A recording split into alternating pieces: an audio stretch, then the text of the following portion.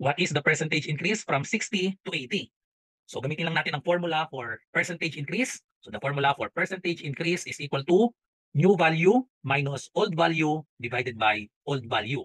So the new value here is 80. So this is the new value. And then the old value is 60. So just substitute to the formula. So we have new is 80 minus the old, that is 60, and then divided by 60. So therefore we have 80 minus 60, 20 over 60, reduce to lowest term, divide both by 20. So therefore we have 1 over 3. So now, convert 1/3 in percent. So just divide 1 divided by 3. Dagdag tayo ng dalawang zero. Itapat ang decimal point. So 1 divided by 3, hindi pwede. So 0. 10 divided by 3, we have 3. Times 3, we have 9. Subtract. So that is 1, bring down 0. 10 divided by 3, that is equal to another 3. 3 times 3 is 9. Subtract, we have 1. So therefore, this is repeating. So we have 0.33333 and so on. So convert in percent. This is equal to 33.33%. Just move the decimal point 2 places to the right and put the percent symbol. So the correct answer is letter C. Follow for more.